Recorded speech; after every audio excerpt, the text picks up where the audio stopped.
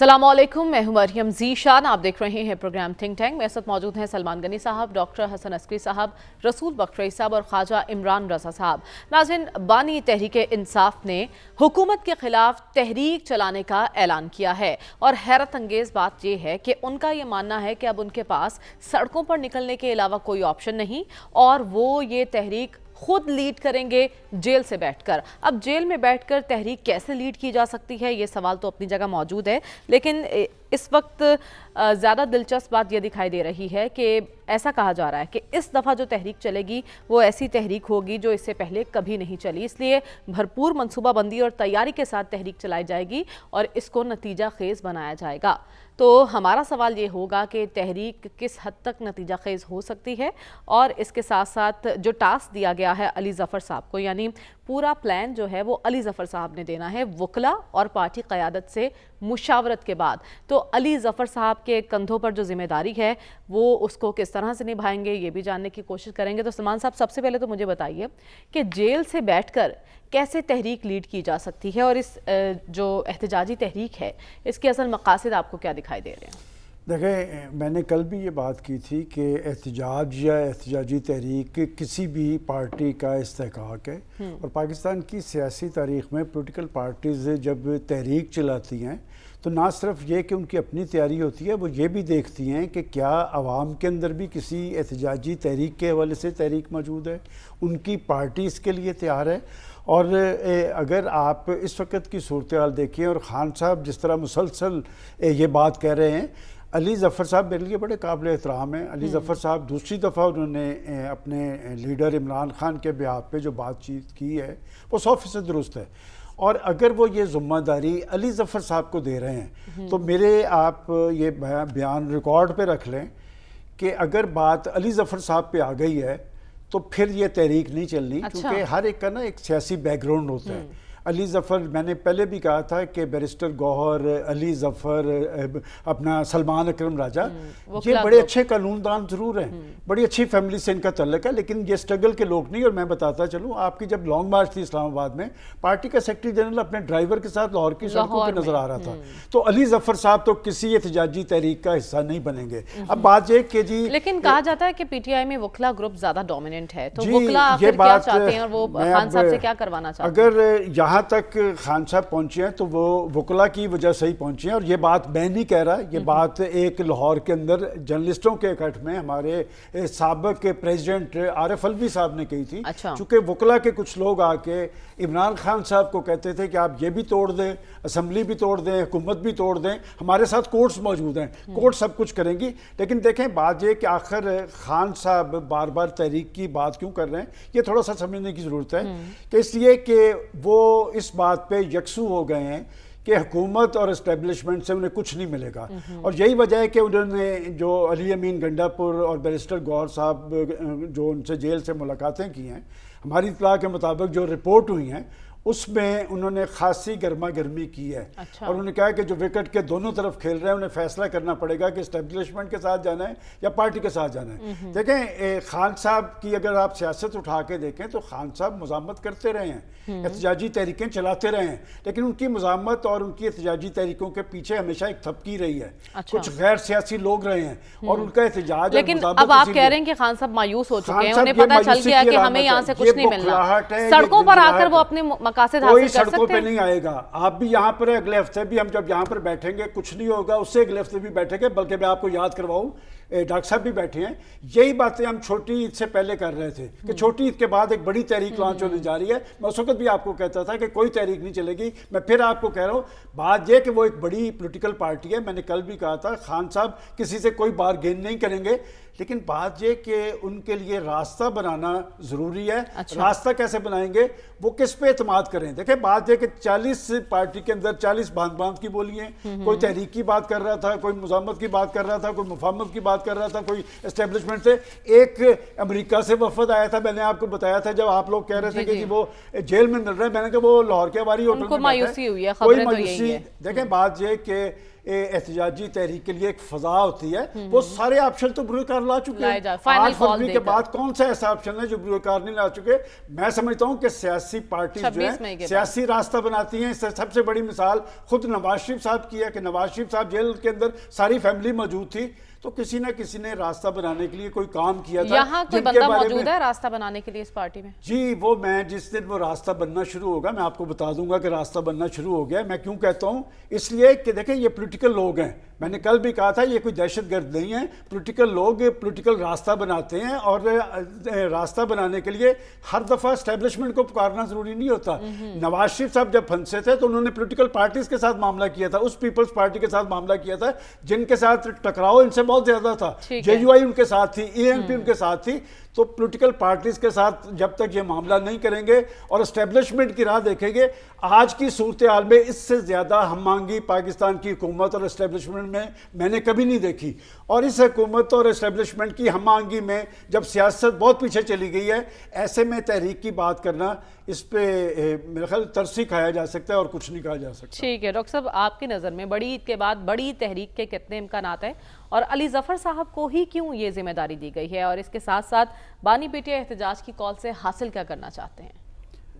دیکھیے، اس میں یہ ہے کہ اگر تو اسے ایک پریشر ٹیکٹس دیکھا جائے، کیونکہ مختلف اوقات میں مختلف مطالبے کھڑے کرتے ہیں جب عمران خان صاحب، تو پریشر ٹیکٹس دیکھا جائے پھر تو ہم کہہ سکتے ہیں کہ پریشر ٹیکٹس ہے، کل کو پریشر ٹیکٹس بدل جاتا ہے۔ لیکن اگر واقعی یہ تحریک چلانے کی بات ہے تو جیل میں رہ کے تحریک نہیں چل سکتی۔ لیڈ کیسے کریں گے؟ اور اس کی وجہ یہ ہے کہ یا تو پارٹی آرگنائزڈ ہو، کوہیرنٹ ہو اور ایک ڈائریکشن میں چل رہی ہو، تب بھی ہم کہہ سکتے ہیں کہ چلیے آپ کی تحریک چل جائے گی۔ وہ بھی ہمیں پارٹی میں نظر نہیں آتا۔ پارٹی میں کئی ڈائریکشنز ہیں ایک وقت میں جو ہمیں نظر آ رہی ہیں۔ ظاہر ہے اگر انہوں نے ان کو کہا ہے یہ کرنے کے لیے علی ظفر صاحب کو، تو وہ بنیادی طور پر ان کا خیال یہ ہے کہ یہ میسیجز جو ہے آگے کمیونیکیٹ کرنے میں ان کی بات کو مکمل طور پر آگے بڑھا دیں گے، لیکن یہ اس سے کوئی گارنٹی نہیں ہے۔ پھر ایک اور جو سوال پیدا ہوتا ہے کہ اگر آپ تحریک چلانا چاہتے ہیں تو اس کے مقاصد کیا ہیں، وہ واضح کرنے ضروری ہے نا، کہ آپ نے کس کو گرانا ہے، کس کو سپورٹ کرنا ہے۔ اچھا، اور آپ کی جو تحریک ہے اس کا ان مسائل سے کیا تعلق ہے جو عام آدمی کو فیس ہو رہے ہیں۔ عام آدمی کیوں تحریک میں آئے گا اگر اسے یہ نہیں پتا کہ اس کے مقاصد اس کو حاصل نہیں ہوں گے؟ تو عام آدمی کے کیا مسائل ہیں اس وقت، اور کیا آپ ان کو کس طرح ایڈریس کر سکتے ہیں ان مسائل کو، یہ بھی واضح ہونا ضروری ہے۔ یہ ہمیں نہیں پتا کہ اس تحریک کا ایجنڈا کیا ہے، وہ ایجنڈا ہمیں معلوم ہونا ضروری ہے۔ پھر یہ ہے کہ پاکستان میں اکیلی پارٹی تحریک نہیں چلا سکتی۔ عوامی تحریک چلانے کے لیے کولیشن آپ کو کریٹ کرنا ہوتا ہے، مختلف جماعتیں آپ کے ساتھ ہونی چاہیے، چاہے وہ شروع میں کم ہوں لیکن کم از کم ساتھ ہونی ضروری ہیں۔ پھر آخری جو اس میں اہم بات دیکھنے والی ہے کہ جو طبقے پاکستان کے اندر حکومت سے ناراض ہیں یا اسٹیبلشمنٹ سے ناراض ہیں، عدم وابستگی کا شکار ہیں، وہ حلقے کون سے ہیں اور کیوں ہیں۔ اور پھر ایک اور پاکستان میں سب سے بڑا مسئلہ یہ ہے کہ اس وقت پاکستان میں نیشن وائڈ ایشوز موجود نہیں ہیں۔ بلوچستان میں ایک اپنا ایشوز کا سیریز ہے، پنجاب کے اندر کچھ اور انداز ہے، اسٹیٹ کا کنٹرول پنجاب میں کافی سخت ہمیں نظر آتا ہے، کے پی کے اندر خلفشار ہے، اور سندھ والے تو اپنے حساب سے چل رہے ہیں۔ سندھ کا مسئلہ تو یہ ہے کہ پی پی پی اپنی کمانڈنگ پوزیشن کو کس طرح مینٹین کرے۔ جب اتنا ڈائیورسیفائڈ پولیٹیکل انوائرمنٹ ہو تو اس میں ایک یونیفائڈ موومنٹ چلانا کتنا آسان نہیں ہے، جبکہ آپ کا دوسری پارٹیوں سے کوئی رابطہ نہیں ہے کہ آخری پارٹیاں چاہتی، دوسری پارٹیاں کیا چاہتی ہیں، مل کے بیٹھ کے ایک کامن ایجنڈا بنے اور اس کے بعد پھر دیکھا جائے کہ کیا اسٹریٹجی ہوگی۔ تو ہمیں یہ چیزیں نظر نہیں آ رہی، ان میں سے کوئی بھی باقی رہا۔ جیسے میں نے پہلے کہا کہ پریشر کے لیے ایک بیان دے دیا، کل کو 2 ہفتے کے بعد دوسرا بیان۔ اچھا، تو آپ کو لگتا ہے بیان کی حد تک یہ ہو سکتا ہے، لیکن اس پر عمل درآمد بڑا مشکل ہے؟ فی الحال تو عمل درآمد کا امکان ہمیں نظر نہیں آتا، کیونکہ وہ جو ہے نا ایک انفراسٹرکچر چاہیے آپ کو موومنٹ چلانے کے لیے، اب لوگ آپ کی پارٹی نہیں بلکہ دوسرے لوگ بھی ہوں اور ایشوز کیا ہیں ہمیں نہیں پتہ کہ ان کا کیا ایشو کیا ہے جس کو وہ لے کے جو ہے وہ چلنا چاہتے ہیں اور اس ایشو کو دوسری پارٹیاں کس حد تک ایکسیپٹ کرتی ہیں یہ بھی بڑا لازم ہے. بہت خوبصورت انداز میں ڈاکٹر صاحب آپ نے اس کو کنکلیوڈ کیا ہے.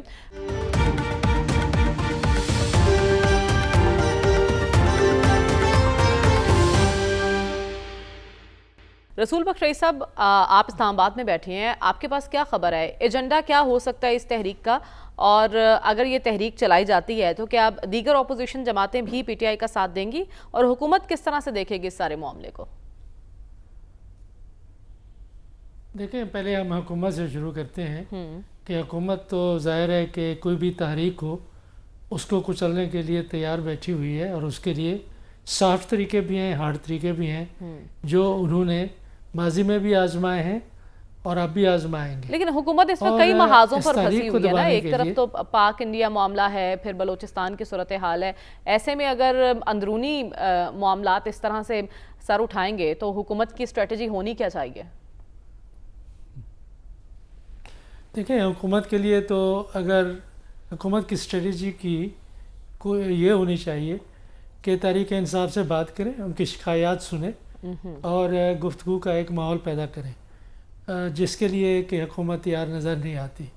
اس کی بنیادی وجہ یہ ہے کہ تحریک انصاف کا مقصد اس نظام کے خلاف بھی ہے, اس حکومت کے خلاف بھی ہے, اور جو طاقت کا توازن آئین کے مطابق ہونا چاہیے اس کے بھی خلاف ہے. یہ بہت بڑا نظریاتی مسئلہ ہے, لیکن اس نظریاتی مسئلے کو وہ اس طریقے سے سادگی سے عوام میں نہیں پہنچا سکے جس طریقے سے کہ شیخ مجیب الرحمن نے جیل کے اندر بیٹھ کر اپنا نظریہ عوام کے سامنے پیش کیا تھا, یا نیلسن منڈیلا نے کیا تھا. دنیا میں بے شمار مثالیں موجود ہیں جب ان کی ٹاپ لیڈرشپ جیلوں کے اندر تھی, لیکن وہ نظریہ اس حد تک عوام کے اندر پھیل گیا تھا کہ ان کے باہر ہونے کی ضرورت نہیں تھی. یہاں پہ ایسا مجھے نظر نہیں آ رہا کہ کہتی تو تحریک انصاف اپنے آپ کو نظریاتی ہے, اور میرا خیال ہے کہ جو 3 چیدہ نکات جو میں نے بیان کیے ہیں ان کے حوالے سے, وہ ایک نظریہ ہے, ایک سیاسی نظریہ ہے آئینی حاکمیت کا اور جمہور کی حاکمیت کا, لیکن اس کو عوام میں اتنی دفعہ اس بنیاد پر دھوکہ کیا گیا ہے عوام کے ساتھ. ہر سیاسی جماعت نے یہی باتیں کہہ کر وہی کیا ہے جو کرتے آئے ہیں. تو تحریک انصاف بھی اگر آج یہ کہے, کیونکہ یہ اقتدار میں رہی ہے, یا اقتدار میں نہ رہتی اور ان کا یہ بیانیہ جاری رہتا, تو پھر تو عوام میں ایک تحریک بن سکتی تھی. کیا یہ بنے گی ابھی ہم کچھ نہیں کہہ سکتے, لیکن تحریک انصاف اس چیز کے اوپر صرف مصر نہیں ہے بلکہ ڈٹرمنڈ ہے, تہیہ کر چکی ہے کہ اس نے مقابلے میں کھڑا رہنا ہے, سرنڈر نہیں کرنا. دوسری جانب سے تقاضا ہے حالات کا کہ آپ اپنا بستر بوریا گول کریں, قدموں میں پڑیں, ہاتھ کھڑے کریں اور توبہ کریں اور معافی مانگیں, تو پھر آگے ہم آپ کے لیے کوئی گنجائش پیدا کریں گے.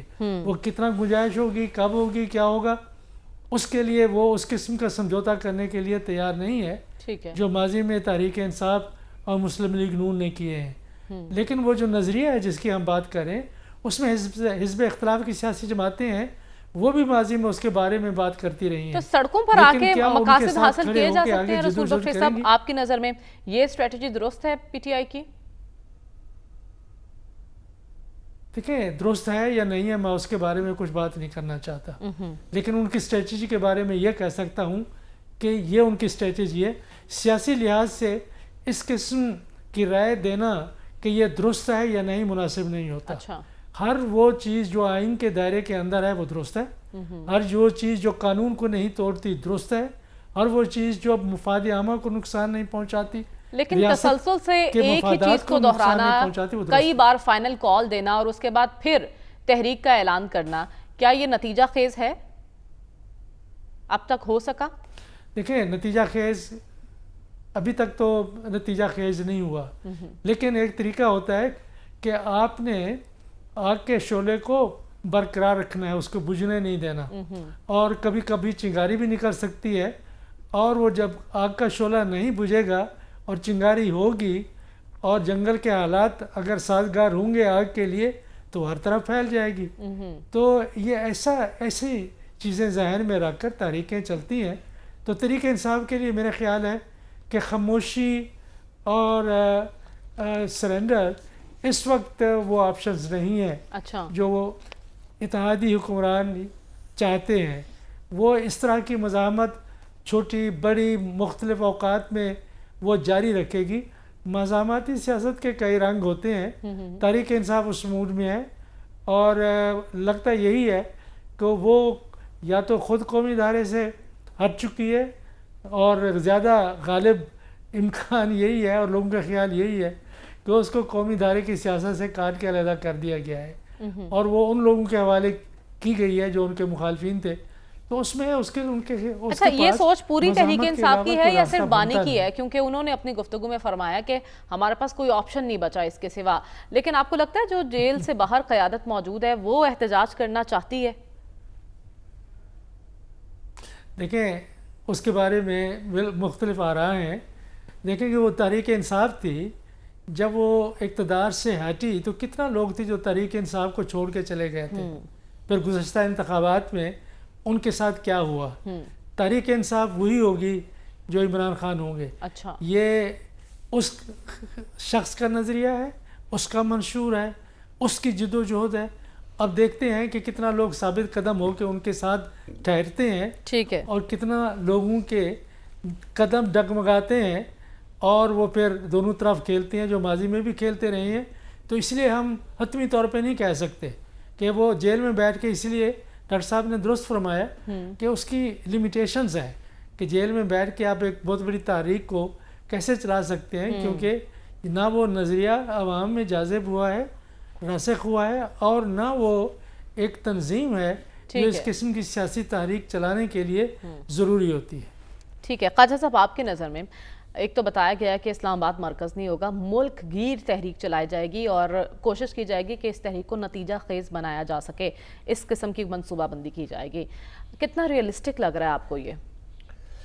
ایک تو میں آپ کے سوالات کا بڑا مداح ہوں کہ آپ اتنا اچھا سوال کاف کرتے ہیں کہ جواب آپ کی پس پسند کے قریب قریب آئے. تو میں اس سے دیکھیں آپ نے جو سوال کر رہے ہیں اس میں 4 فیکٹرز انوالو ہوتے ہیں: ریاست, سیاست, سیاسی نظام جس میں دوسری پارٹیز اور پی ٹی آئی. میں یہاں پہ جنرل فیلڈ مارشل صاحب کی تقریر کا حوالہ دوں گا. بہت اچھی بات اس میں کہی, کاش وہ تقریر ہمارے پرائم منسٹر صاحب نے کی ہوتی. انہوں نے کہا آپ جائیں, اساتذہ کو کہا آپ جائیں اور پاکستان کی تاریخ بچوں کو بتائیں. میں ایگزیکٹ ان کے ورڈز بتا رہا ہوں, ہم اس ریاست کو ایک مضبوط ریاست بنانا چاہتے ہیں جہاں آئین اور قانون کی عملداری ہو. نمبر 2, جہاں پہ سیاسی دباؤ نہ ہو اور جہاں پہ ذاتی اور مالی فائدہ نہ ہو اور عوامی فلاح کو دیکھا جائے. اور آخری لائن انہوں نے بہت ہی خوبصورت کہی, اور اب ہم سب مل کر پاکستان کو مستحکم, مضبوط اور خوشحال ملک بنائیں گے. اب دیکھیں جو چیف یا فیلڈ مارشل صاحب کی تقریر ہوتی ہے نا, وہ بڑی نپی تلی ہوتی ہے, اس کے ایک ایک ورڈ کو وے کیا جاتا ہے. وہ سیاستدان کی تقریر نہیں ہوتی. ہم سب مل کر, تمام پولیٹیکل پارٹیز اینڈ تمام لیڈران اور تمام ووٹرز اینڈ سپورٹرز اس میں شامل ہیں. یہی نہیں کہ 9 مئی والے علیحدہ ہیں اور 28 مئی والے علیحدہ ہیں.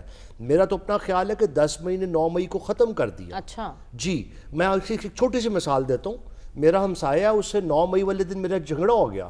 اس سے میں نے الزام لگایا آپ نے میری کھڑکیاں توڑ دی, سب کچھ توڑ دیا. 10 مئی کو کیا ہو, میرے گھر پہ کسی نے ڈاکہ مارنے اور میرے ساتھ کھڑا ہو کے اس ڈاکو کو اسے مار بھگایا. تو کیا میں اگلے سال 9 مئی میں اس کے خلاف ایکشن لوں گا اور 10 مئی میں اس کو ہار بناؤں گا؟ وہ 10 مئی نے 9 مئی کو دفن کر دیا. اب آگے چلتے ہیں. اب دیکھیں عمران خان کی یہ جو بانی پی ٹی آئی کی ہم بات کرتے ہیں, آپ نے کہا راستہ بنانا, کشیدگی, وہ سب عمل, اور یہ کیا تحریک کامیاب ہوگی. دونوں پروفیسر صاحبان نے کہا انفراسٹرکچر نہیں ہے. یہ سب باتیں ٹھیک ہے.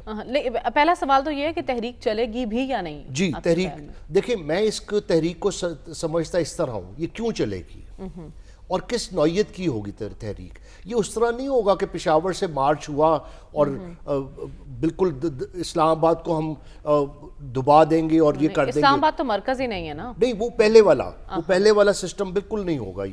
یہ اس طرح کہ اب کیا کیسے راستہ کیسے بنے گا اور لوگوں میں کیا بات ہے, وہ میسج کیا ہے. آپ یہ دیکھیں, لوگوں میں پہلے اخبار کی 24 گھنٹے پہلے اخبار آتا تھا, اسی خبر سنتے تھے لوگ اور اپنی اوپینین فارم کرتے تھے. اب 1 سیکنڈ کے وقت پہ سوشل میڈیا پہ خبر آ جاتی ہے, تو پیپل آر ویل اویئر.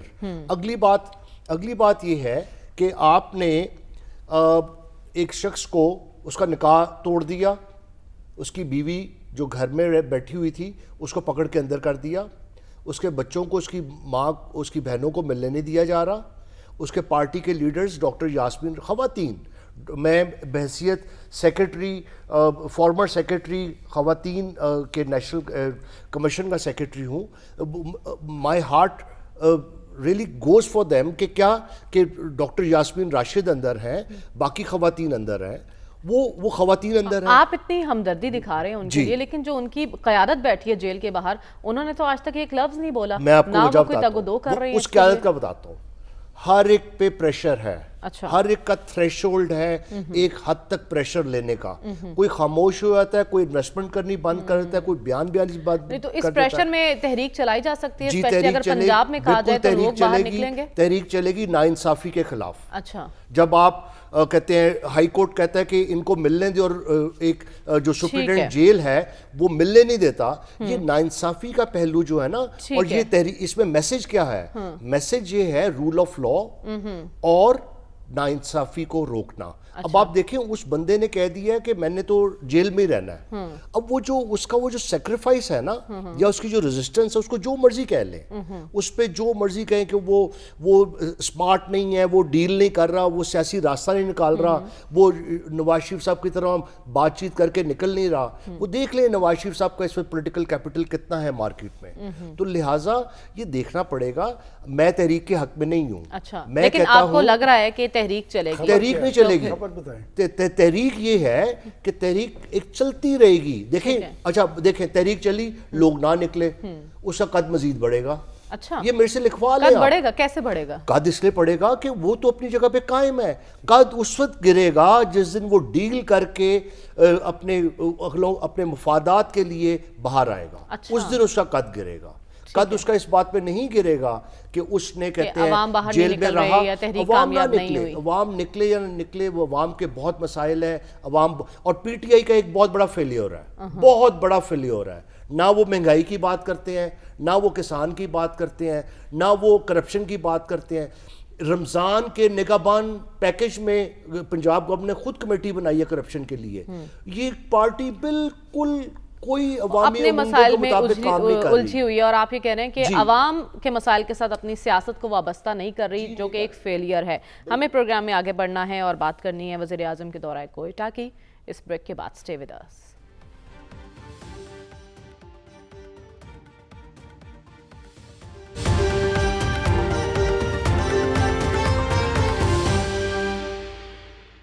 وزیراعظم شہباز شریف آج کوئٹہ کے ایک روزہ دورے پر پہنچے. بلوچستان میں قیام امن کے لیے حکومت اور عسکری قیادت ایک پیش پر نظر آئی. بلوچستان گرینڈ جرگے کا انعقاد کیا گیا, جس سے وزیراعظم شہباز شریف نے خطاب کیا, اور اس خطاب میں ان کا کہنا تھا کہ دہشت گردوں کا راستہ بلوچستان کے لوگوں کو خود روکنا چاہیے. اگر کوئی شکوہ ہے تو مل بیٹھ کر حل کرنا چاہیے, اور ساتھ ہی یہ بھی کہہ دیا کہ تمام وفاقی اکائیاں بھائیوں کی طرح ہیں, مل کر آگے بڑھنا ہے. سلمان صاحب, کتنا مؤثر ہے یہ دورہ بلوچستان کے مسائل کے حل کے لیے؟ دیکھیں, یہ صرف پرائم منسٹر شہباز شریف نہیں بلکہ field marshal general Asim Munir صاحب بھی وہاں پہ تھے, اور کل انہوں نے جنرل عاصم منیر نے خطاب کیا ہے کوئٹہ سٹاف کالج سے.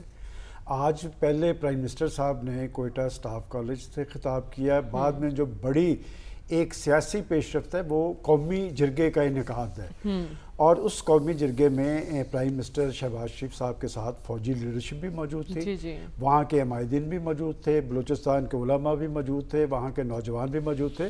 اور ایک اہم بات دیکھیں, یہ جو جرگہ ہے نا, یہ انگریز کے دور سے چل رہا ہے. یہ وہاں کا رائے عامہ کی ایک نمائندہ مشق ہوتی ہے, اور پھر آپ نے دیکھا کہ علامتی طور پہ سب نے بلوچستان کی ایک روایتی پگڑی جو ہے وہ آرمی چیف نے بھی، شہباز شریف صاحب سب نے پہنی ہوئی تھی. اور یہ ایک اہم مشق ہے. اور اسے اس تناظر میں دیکھیں کہ جب پاکستان کی فوج نے ایک شکست فاش دی ہے بھارت کو، بھارت کی لیڈرشپ کو، بھارت کی فوج کو، اور انہیں جو دن میں تارے دکھائے ہیں وہ امبیرسمنٹ سے دو چار ہیں، اور انہوں نے اپنی پراکسیز کو ایکٹیو کیا ہے. جو کل سراب کے مقام پہ وہاں پر ایڈیشنل ڈپٹی کمشنر کو شہید کیا گیا اس طرح کے. اور میری اطلاع کے مطابق کچھ دیر پہلے بھی وہاں پر ایک دہشت گردی کا واقعہ ہوا ہے جس میں 2 بھائی شہید ہوئے ہیں. بات یہ کہ یہ اب اسٹرنتھ جو ہے، سیاسی اسٹرنتھ جو ہے اور عسکری اسٹرنتھ ہے، یہ دہشت گردی کا کلا کما کرنا ہے. اور اس کی بڑی وجہ یہ ہے کہ اگر پاکستان نے واقعتاً آگے کی طرف بڑھنا ہے تو پھر بلوچستان، میں ہمیشہ سے کہتا ہوں بلوچستان پاکستان کے معاشی مستقبل کے حوالے سے بڑا امپورٹنٹ ہے. اور شہباز شریف صاحب نے درست کہا کہ اگر 1000 ارب کا بجٹ ہے تو 250 ارب ہم بلوچستان کی ترقی کے لیے مختص کریں گے. وہاں پر احساس محرومی کا خاتمہ کرنا ہے، نوجوانوں کو سہولت دینی ہے، تو بلوچستان ہی پاکستان کا معاشی مستقبل بنے گا. ٹھیک ہے ڈاکٹر صاحب، آپ کی نظر میں دورہ کوئٹہ اور گرینڈ جرگے سے خطاب کی کتنی اہمیت ہے؟ دیکھیے، ایک یہ ریچول بن گئی ہے پاکستان میں. کوئی افسوسناک واقعہ دہشت گردی کا بلوچستان میں ہوتا ہے تو ہمارے وزیر اعظم اور آرمی چیف وہاں جاتے ہیں، تقریر ہوتی ہے، جلسہ ہوتا ہے، اور وزیر اعلیٰ بھی ہوتے ہیں، اور اس کے بعد واپس آ جاتے ہیں. شام کو واپس آ گئے ہوں گے. جی آ چکے ہیں واپس. ہاں، واپس آ گئے ہوں گے. اللہ خیر صلاح. دیکھیے، اگر جرگوں سے یہ معاملہ طے ہونا ہوتا تو اب تک کب کا یہ مسئلہ طے ہو گیا تھا. وزیر اعظم صاحب بلوچستان میں جا کے بلوچستان یونیورسٹی کو کیوں نہیں ایڈریس کرتے؟ وہاں جائیں ذرا. نوجوانوں، جو مسئلہ ہے وہاں پہ وہ نوجوانوں کا ہے. اچھا. وہ یوتھ کا ہے، پڑھے لکھے لوگوں کا ہے، کہ وہ اپنے آپ کو محسوس کرتے ہیں کہ وہ ارریلیونٹ ہو گئے ہیں. ان میں ریلیونس پیدا کرنی ہے، ان سے رشتہ بنے. جا کے بلوچستان یونیورسٹی کو ایڈریس کریں اور ان کو یہ بتائیں کہ کتنے ملین روپیہ جو ہے وہ حکومت دے گی. تو بات یہ ہے کہ نیت تو اچھی ہے، خواہش بھی اچھی ہے، ہم بھی اس خواہش کا اور نیت کا حصہ ہیں، لیکن میرا نہیں خیال کہ بلوچستان کے مسئلے اس قسم کے فلائنگ وزٹ سے حل ہوں گے. آپ کو حقیقت سمجھنی پڑے گی، اور وہ حقیقت جو ہے سرکاری حلقوں سے اور فوجی حلقوں سے باہر نکل کے، ٹھیک ہے، جب تک آپ معاشرے میں نہیں جاتے، بھائی جو وہ لوگ وہاں آئے ہیں جرگہ میں، سب کی سیکیورٹی چیک ہوئی ہوگی. کیونکہ مجھے پتہ ہے کہ پروٹوکول کیا ہے. جہاں اتنے ہائی لیول کے لوگ موجود ہو، وہاں جو بھی بندہ جاتا ہے اس کی وہ سیکیورٹی چیک ہوتی ہے. ٹھیک ہے.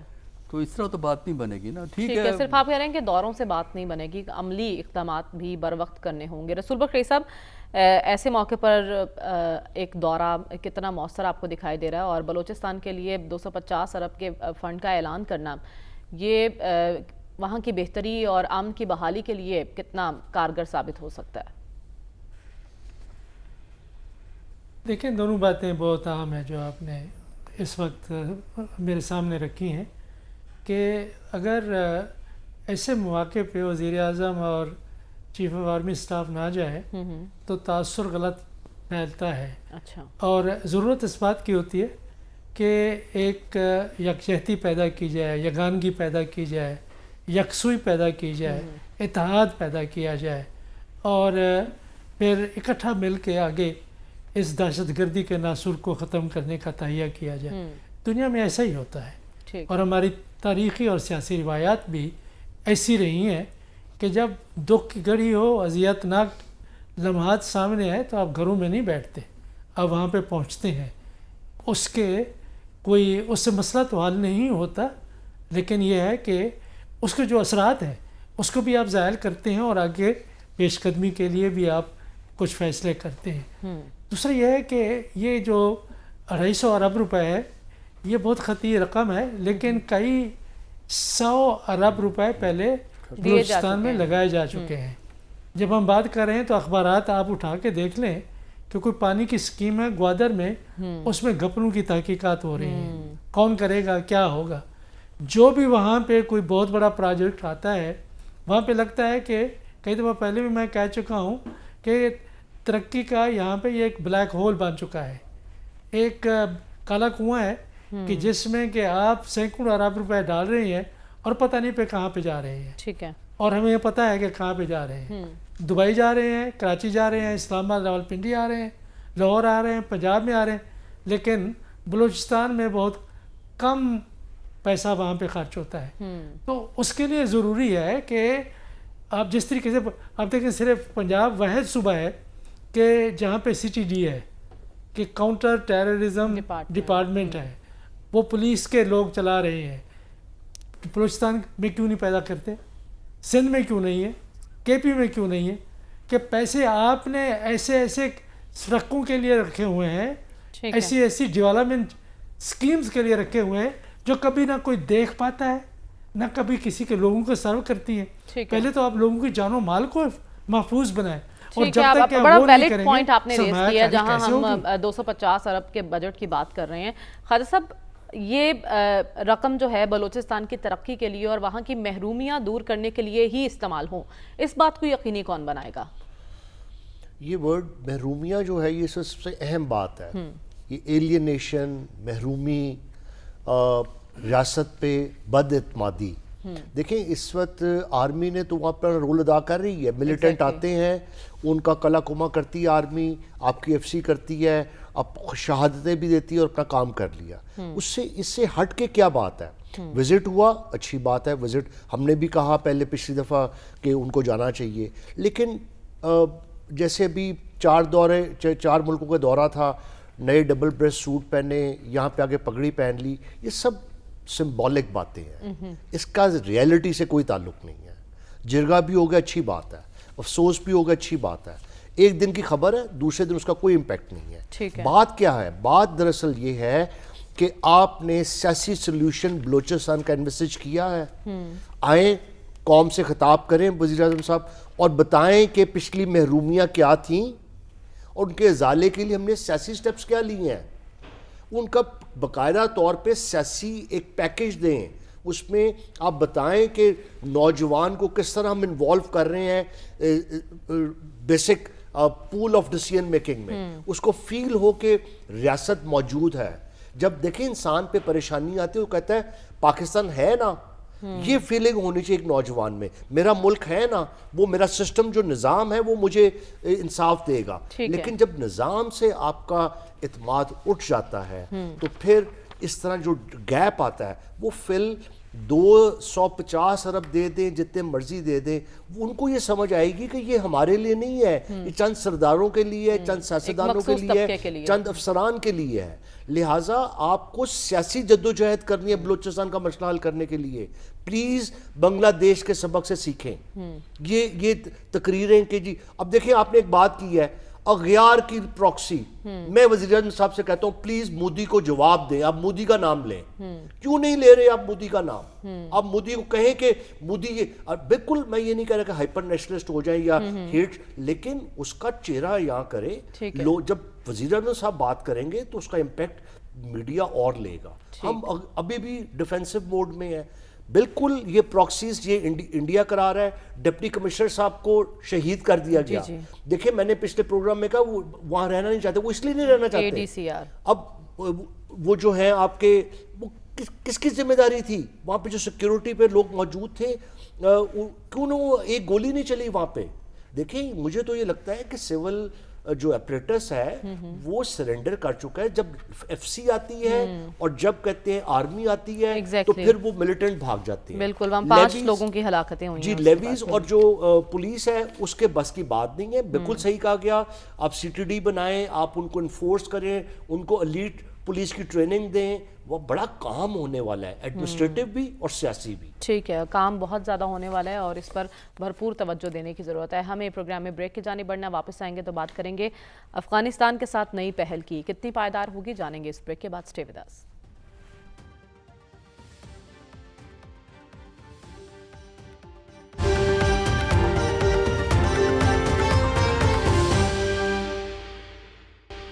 ویلکم بیک ناظرین. پاکستان نے 2021 میں افغان طالبان کی اقتدار سنبھالنے کے بعد پہلی بار افغانستان میں اپنا سفیر مقرر کیا ہے اور اس کا خیر مقدم کرتے ہوئے افغانستان کی جانب سے بھی اسلام آباد میں اپنا سفیر مقرر کرنے کا اعلان کر دیا گیا ہے. سلمان صاحب, یہ ڈیولپمنٹ اس موقع پر ہوئی ہے جب 21 مئی کو غالباً بیجنگ میں تینوں وزرائے خارجہ کی ملاقات ہوئی تھی, تو اس تناظر میں اس کو ایک بڑی پیش رفت کنسیڈر کیا جا رہا ہے. کتنی बड़ी डेवलपमेंट है ये और कितनी पायदार हो सकती है? 2021 में जब वहाँ पर तालिबान इंतज़ामिया बस इक़्तिदार आई थी तो उसमें बुनियादी किरदार पाकिस्तान का था, और पाकिस्तान ये समझता था कि अफ़गानिस्तान के अंदर एक पाकिस्तान दोस्त हुकूमत होनी चाहिए, और सी पैक के तनाज़र में ये मश्क ज़रूरी थी, ये डेवलपमेंट ज़रूरी थी। लेकिन उसके बाद अफ़गान सरजमीन के दहशत गर्दी के हवाले से इस्तेमाल ने बहुत सारी गलत फहमियाँ पैदा की। मैं समझता हूँ कि इस हफ़्ते की सबसे अहम डेवलपमेंट जो है वो एक अफ़गान कमांडर का जो काबिल के अंदर खिताब है, उसमें उसने कहा है कि जी ये जो फितनतुल ख़वारिज है उनको तंबीह की है कि आप ये अफ़गान सरजमीन का इस्तेमाल बंद करें। मैं समझता हूँ कि ये डेवलपमेंट इम्पॉर्टेंट है। अच्छा। इसलिए कि वो जो चीन, इसमें कोई शक नहीं कि चीन ने बुनियादी किरदार अदा किया, और चीन वो मुल्क है जिसने इन्वेस्टमेंट की है। चीन ने सबसे पहले वहाँ पर अपना सफ़ीर नामज़द किया था, और इतलात ये हैं कि रशिया भी अपना सफ़ीर वहाँ पर नामज़द कर रहा है। इसका मतलब अफ़गानिस्तान का एक मुस्बत किरदार सामने आ रहा है, और उसमें बड़ी वजह वहाँ पर मादनियात हैं बड़ी तादाद। और अमेरिका के एक वक्त में वहाँ पर उनकी तरजीह में अफ़गानिस्तान था, अब चीन का रोल यहाँ पर बढ़ रहा है, और चीन ने बुनियादी किरदार अदा किया है अफ़गानिस्तान और पाकिस्तान के दरमियान अच्छे तल्लुकात कार में। सब एक दूसरे को जानते हैं, और इसमें इसहाक डार साहब का भी अपना एक रोल है, उन्होंने भी वहाँ पर विज़िट किया था। ये पेशरफ्त पाकिस्तान के हवाले से बहुत बेहतर है, और इस खित्ते के अंदर माशी तरक्की के हवाले से इसका बड़ा रोल होगा। ठीक है, चूँकि हम हमेशा ही कहते आ रहे हैं जब भी कोई हुकूमत इक़्तिदार में आती है तो यही कहती है कि दोस्त तो बदले जा सकते हैं लेकिन हमसाए नहीं बदले जा सकते। तो इस तनाजुर में कितनी बड़ी डेवलपमेंट है। डॉक्टर साहब, अफ़गान वज़ीर ख़ारजा अमीर मुत्तकी का दौरा भी मुतवक्के है, दौरा इस्लामाबाद। अब आपको लगता है एक स्ट्रॉन्ग वर्किंग रिलेशनशिप में हम आ जाएंगे अफ़गानिस्तान के साथ? देखिए, चाइना ने अपना इन्फ्लुएंस इस्तेमाल करके दोनों को रेस्ट्रेनिंग की एडवाइस की है, लगता यही है। और क्योंकि चाइना के अपने मफादात हैं अफ़गानिस्तान में, और चाइना ये भी चाहता है कि पाकिस्तान के साथ भी ताल्लुकात अच्छे होंगे, पाकिस्तान में भी चाइना के मफादात हैं। तो एक लिहाज से ये अच्छी डेवलपमेंट है, और ये तालिबान की कामयाबी है। वजह यह है कि कोई उनको मानता ही नहीं था। 2021 15 अगस्त 2021 को वो बरसर इक़्तिदार आए, और अभी तक रिकग्निशन किसी ने नहीं दी। एम्बेसडर भेजने का मतलब रिकग्निशन होता है डिप्लोमेसी के अंदर। तो ये जो डिप्लोमेटिक एक्सचेंज होगी तो इससे ताल्लुकात में बेहतरी आएगी। लेकिन क्या कोई बुनियादी तब्दीली पाकिस्तान और अफ़गानिस्तान के ताल्लुकात में आ रही है, ये कहना बहुत मुश्किल है। अच्छा। इसलिए कि मामले काफ़ी पेचीदा हैं, और दोनों तरफ मुश्किलात हैं, पाकिस्तान की भी कुछ मुश्किलात हैं। लेकिन पहला कदम तो उठा लिया गया ना डॉक्टर साहब? नहीं, ठीक है, एम्बेसडर के आने का मतलब ये नहीं होता कि ताल्लुकात आपके अच्छे हो गए, क्योंकि झगड़े तो मौजूद हैं अपनी जगह पे। अफ़गानिस्तान की मसला ये है कि एक तरफ वो नज़रियाती तौर पर तहरीक तालिबान के साथ हैं नज़रियाती तौर पर, दूसरी तरफ उनका मसला ये है कि अगर वो तहरीक तालिबान को दबाएं और उनको सख्ती करें तो ऑलरेडी उनका मुकाबला दाइश के साथ हो रहा है, तो तहरीक तालिबान के साथ भी हो जाएगा, उनका मसला बढ़ जाता है, मुश्किल हो जाएगा। और फिर उसके बाद जो काबुल की हुकूमत है उसका कंट्रोल नहीं है पूरे अफ़गानिस्तान के ऊपर। दूसरी तरफ पाकिस्तान वाले जब ज़्यादा गर्मी दिखाते हैं तो वहाँ फिर एतराज़ होता है ट्राइबल एरिया से और केपी से, क्योंकि उनके जो तिजारती ताल्लुकात हैं, इंसानी ताल्लुकात हैं, रिश्तेदारियाँ हैं, ट्राइबल कनेक्शंस हैं, वो डिसरप्ट होना शुरू हो जाते हैं। तो मेरा ख़्याल ये है कि पाकिस्तान को एक रियलिस्टिक पॉलिसी जो है वो अडॉप्ट करनी पड़ेगी, और ये भी पाकिस्तान को सोचना चाहिए कि भाई हिंदुस्तान से तो ताल्लुकात आपके इम्प्रूव हो नहीं सकते फौरी तौर पे, कोई इम्कान हमें नज़र नहीं आता। अफ़गानिस्तान से ज़रूरी है ताल्लुकात ख़राब करने हैं आपने, उसमें थोड़ा सा आप पॉलिटिक्स खेलें ना, कि अफ़गानिस्तान को कंसेशन दे के कन्विंस करने की कोशिश करें। और जहाँ तक टेररिज्म का ताल्लुक है जो पाकिस्तान के अंदर हो रहा है, उसके लिए जो जब तक आप बॉर्डर सिक्योरिटी नहीं बढ़ाते। डॉक्टर साहब, आपके ख्याल में ये यकतरफा कोशिश तो नहीं हो सकती ना, दो तरफा कोशिशें होनी चाहिए ताल्लुकात को बेहतर बनाने के लिए? देखिए, मैंने तो उनकी मजबूरियां बता दी है ना आपको। पाकिस्तान को ज़रूरत है अफ़गानिस्तान से अच्छे ताल्लुकात रखने की। अच्छा। इसलिए कि पाकिस्तान एक तरफ इंडिया के प्रेशर में है, दूसरी तरफ ईरान को इस दफ़ा जब प्राइम मिनिस्टर हमारे गए हैं तो ज़्यादा इंथ्यूज़िज़म से उन्होंने इनको वेलकम किया है। लेकिन ईरान से आपके ताल्लुकात उसी वक्त बेहतर होंगे जब आपके तजारती ताल्लुकात उनसे बढ़ेंगे, जब आप उनकी गैस लेंगे। लेकिन वो प्रॉब्लम ये है कि अंकल अमेरिका हमसे नाराज़ हो जाता है।